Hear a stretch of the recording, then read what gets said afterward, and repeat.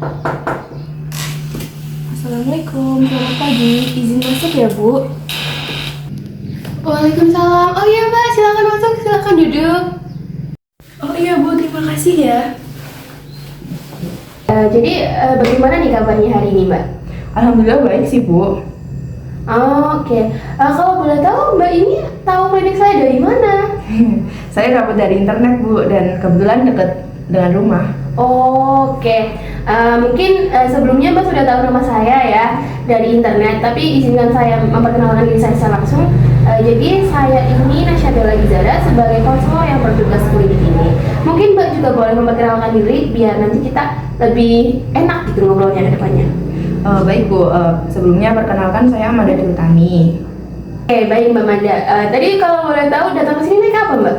Saya naik motor, Bu. Kebetulan kan dekat dari rumah, jadi yaudahlah naik motor aja ke sini gitu. Oke, baik.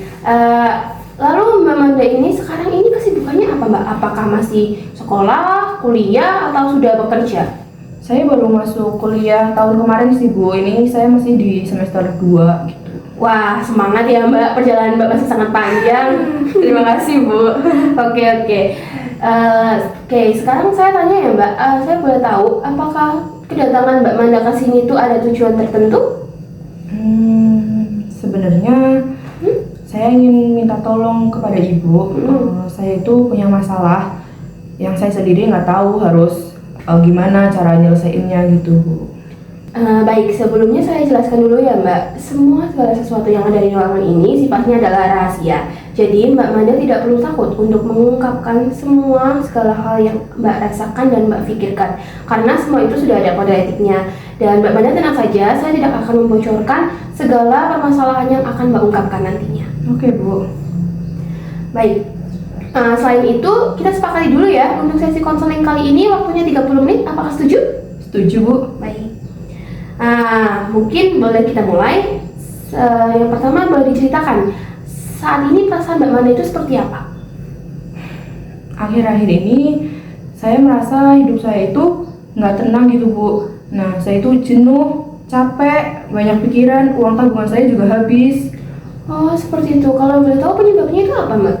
Jadi saya itu mahasiswa di kampus swasta yang terkenal mahal itu, Bu. Nah, semua mahasiswa yang di sana itu anak orang kaya kan. Nah, mereka itu apapun yang mereka pakai itu barang-barang bermerek dan branded. Sedangkan saya bisa dibilang cuma orang yang pas-pasan aja gitu loh, Bu. Kuliah di sana aja itu jadi pilihan terakhir saya. Dan uang yang saya punya itu juga cuma cukup buat kuliah gitu loh, Bu. Tapi bukannya saya harusnya menyesuaikan sama mereka ya. Oke. Saya paham tentang cerita Mbak. Tapi boleh saya tanya, mengapa Mbak Manda ini sampai berpikiran bahwa Mbak harus menyesuaikan dengan teman-teman Mbak yang menggunakan barang-barang bermerek dan barang-barang branded itu? Aduh, Bu, realistis aja gak sih? Kalau saya nggak ngikutin kayak mereka, jelas saya nggak sebanding nggak sih sama mereka. Nanti teman-teman saya nggak mau lah temenan sama saya lagi. Kalau mereka tahu kondisi saya yang sebenarnya, jadi saya harus beli barang-barang yang sejenis seperti punya mereka itu. Dengan ekonomi saya yang pas-pasan tapi. Jadi Mbak Manda ini sebenarnya membeli barang-barang tersebut hanya agar diakui oleh mereka, walaupun sebenarnya kondisi keuangan Mbak Amanda tidak mencukupi. Kalau boleh jujur ya seperti itu sih, Bu. Saya sering memaksakan diri dan selalu menggunakan uang yang seharusnya untuk kebutuhan lain dan memakainya untuk membeli barang-barang branded itu. Kemudian apa yang Mbak rasakan ketika Mbak berhasil membeli barang-barang itu? Ya ada rasa senang di hati saya sih, Bu. Tapi kadang aku harus ngatur uang ini gimana lagi ya biar cukup sampai akhir bulan kayak gitu, Bu. Itu yang selalu saya pikirkan sebenarnya juga. Lalu apakah Mbak Manda ini pernah mengalami benar-benar seperti kehabisan uang karena sangat memaksakan diri untuk membeli barang-barang itu?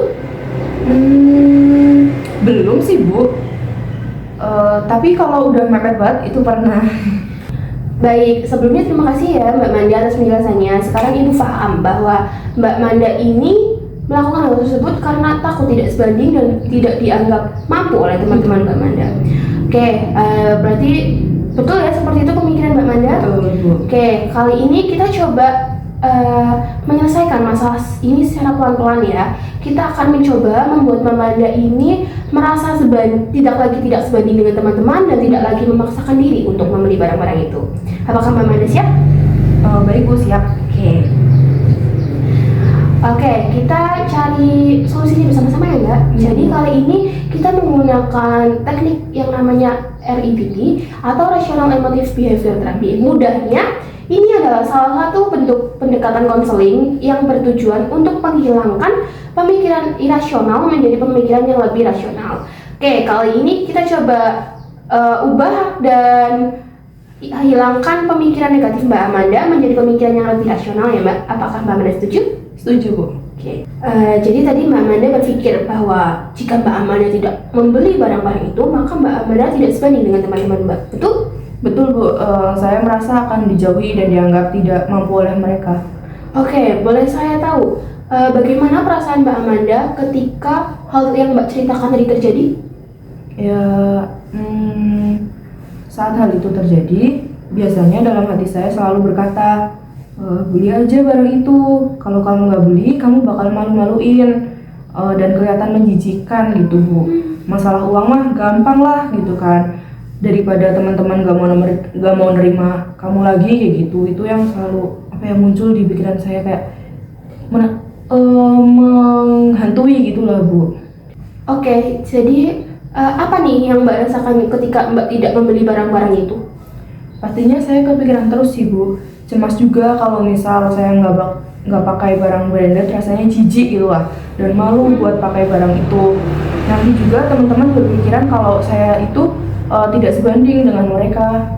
Baik, tapi apakah sebelumnya hal itu pernah terjadi tentang ketika Mbak tidak menggunakan barang-barang itu seperti teman-teman Mbak? Belum sih, Bu, kan selama ini saya selalu ngikutin gaya hidup mereka. Baik, jadi perasaan cemas, jijik, malu, dan jenuh itu wajar ya Mbak. Tapi apakah Mbak sudah pernah mencoba untuk tidak mengikuti segala sesuatu yang sama dengan teman Mbak? Oke, kalau itu saya coba bantu ya Mbak. Coba Mbak alihkan pemikiran yang sebelumnya bahwa jika Mbak tidak mengikuti teman-teman Mbak, Mbak akan merasa tidak sebanding dengan mereka. Coba Mbak alihkan menjadi semisal Mbak ingin membeli tas nih, coba Mbak alihkan menjadi kayak, itu kan cuma tas, saya masih punya banyak tas di rumah. Lagi pula uang yang harusnya dipakai itu bisa Mbak tabung dan Mbak gunakan untuk hal kepentingan lainnya. Tapi, Bu, kalau nanti teman-teman saya menjauhi saya gimana? Mbak, pemikiran orang itu beda-beda. Apa Mbak tidak mau mencoba dulu? Apa memang yang Mbak pikirkan itu sama seperti yang orang lain pikirkan? Iya juga ya, Bu. Nah, coba untuk selanjutnya Mbak Manda mengalihkan pemikiran itu menjadi memikirkan hal kecil apa yang selanjutnya akan Mbak lakukan. Mungkin dengan mulai membatasi untuk tidak terlalu sering bermain, dan nantinya saya akan lebih sering menghabiskan waktu untuk hal lain yang lebih penting seperti hobi saya, yaitu membaca buku gitu. Oke, luar biasa Mbak Manda. Itu adalah awal yang bagus dan saya sangat senang Mbak Manda dapat menentukan langkah awal yang tepat ini. Oke, mungkin untuk hari ini kita sudah berbagi banyak hal penting ya Mbak. Dan tadi di awal kita sudah menyepakati dan mengetahui langkah-langkah apa nih yang harusnya Mbak Manda lakukan untuk menghilangkan pikiran irasional dan perilaku maladaptif pada Mbak Manda.